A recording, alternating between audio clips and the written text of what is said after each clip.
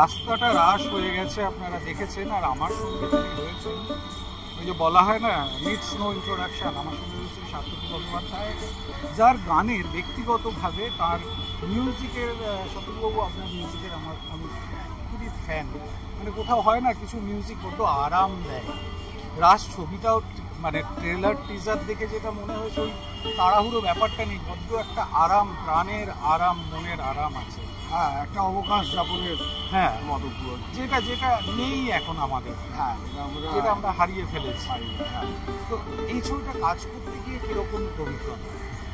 খুবই একদমই একটা ভিন্ন অভিজ্ঞতা হলো। কারণ এইখানে ধরুন একটা আমি গান গেয়েছি আর মিউজিকটা করেছি, তো ওই একলারিটা এবং তারপরে মিউজিকের সময়ও বিভিন্ন বাউল গান, মহাজনী পদ, গণসঙ্গীত, ভাঙা সুর করে তৈরি করতে করতে বাংলার যে একটা আবহ তৈরি হয়, এই দেশের যে আবহ তৈরি হয়, এটা আমি নিজেও একরকম করে জানতে পারলাম। মানে এখনকার মধ্যে কন্টেম্পোরারি অবস্থা মানে খুবই ঐতিহ্যর সাথে যোগাযোগ আছে এই জিনিসটা।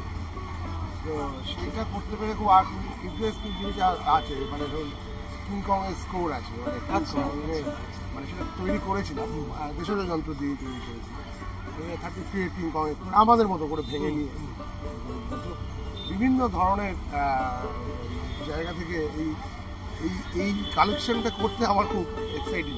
কীর্তনটা একটা বড় অংশ জুড়ে আছে। কীর্তন মানে একলানিতাই গানটা আমি গিয়েছিলাম, স্বরূপ বাসী আর অনুরাভ ঢোল বাজিয়েছিলাম। তো ওই একলানিতাই এবং সুন্দর গৌরাঙ্গরা দুটো একসাথে মিলেই গানটা গিয়েছিলাম।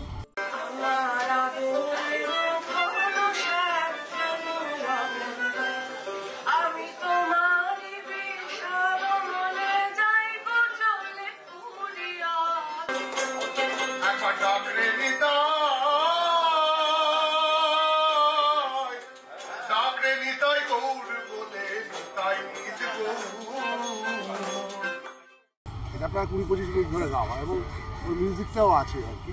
তো সেইটা খুবই একটা ইন্টারেস্টিং ব্যাপার। মানে এতটা করে দোতারা ব্যবহার আমি অন্য সিনেমায় এখনো পর্যন্ত আমার ইয়েতে ভাগ্যে এখনো হয়নি। এই সিনেমাটাতে প্রচুর দোতারা, সেই জিনিসটা আমার খুব মানে ভালো লেগেছে এবং নিজের একটু আরাম বোধ করেছি। এই আরাম যেটার কথা বলছিলাম, আমরা এমন একটা দেশে থাকি জানেন, এখানে আমাদের যে জাতীয় সঙ্গীত যদি শেষটা দেখেন, জয় হে জয় হে জয় জয় জয় হে, হরিবোল হরিবোল, ওই একই সুর।